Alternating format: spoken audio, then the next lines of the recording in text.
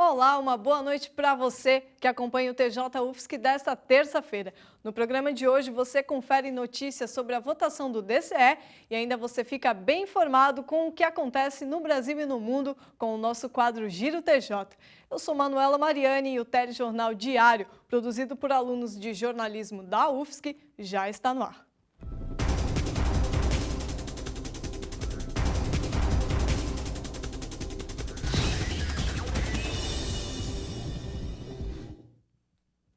As eleições do Diretório Central dos Estudantes, o DCE, começaram hoje e o nosso repórter Felipe Salles traz mais informações dos horários e de como você faz para votar.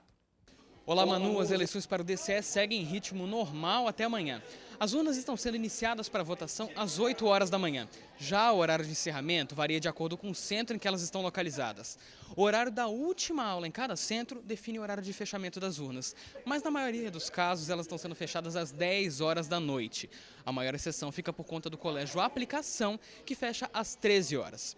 Hoje pela manhã, 5 urnas, de acordo com uma estimativa da Comissão Eleitoral, apresentaram defeitos na hora de serem inicializadas, mas elas que ligaram normalmente depois de um tempo, apenas atrasaram um pouco o começo da votação.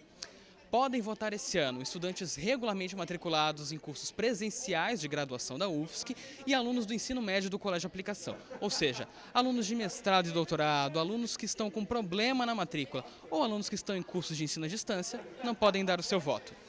Cada centro tem uma urna, com exceção do CTC, que pelo número elevado de alunos, tem 2 urnas.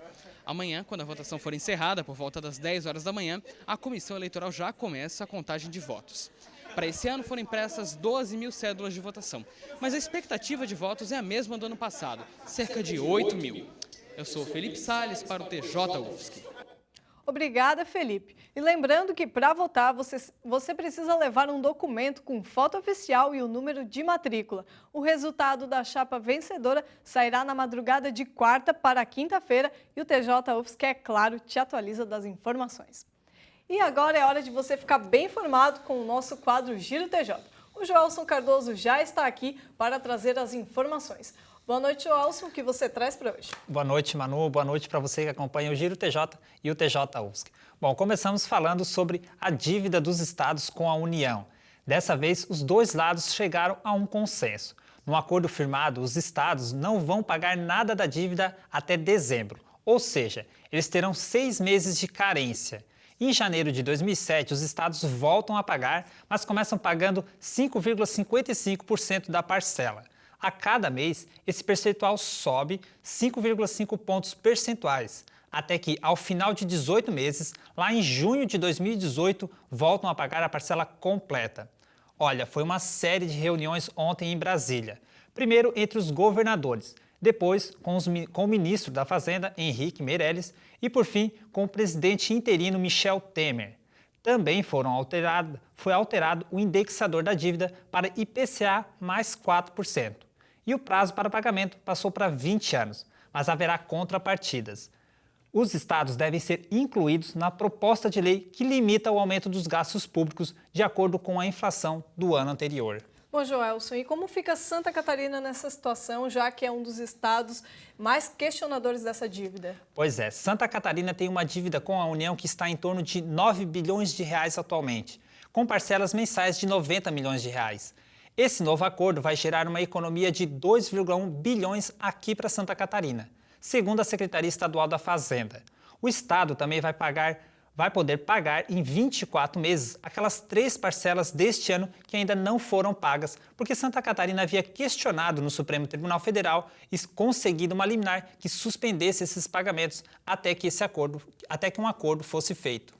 Bom, e ainda aqui em Santa Catarina, como anda a polêmica sobre os beach clubs lá de Jurerê? Pois é, outro questionamento na justiça que tem rendido bastante é a determinação para a demolição dos beach clubs na praia de Jurerê Internacional.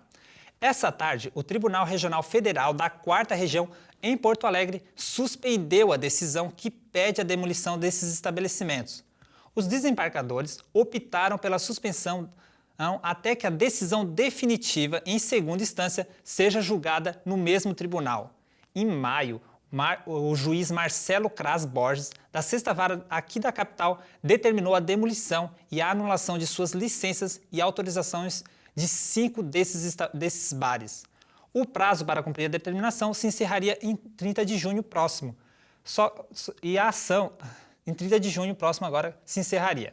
Bom, essa ação, que pede a retirada dos beach clubs, é movida pela Associação de Proprietários e Moradores de Jurerê Internacional e tem o apoio do Ministério Público Federal e do IBAMA. Bom, então vamos acompanhar esse desenrolar desse processo, não é? É um processo aí que tem mais de 10 anos que se estende aqui na capital, né? É verdade. Então essas são as informações de hoje? São essas as informações do Giro TJ desta terça-feira. Então, obrigada, Joelson.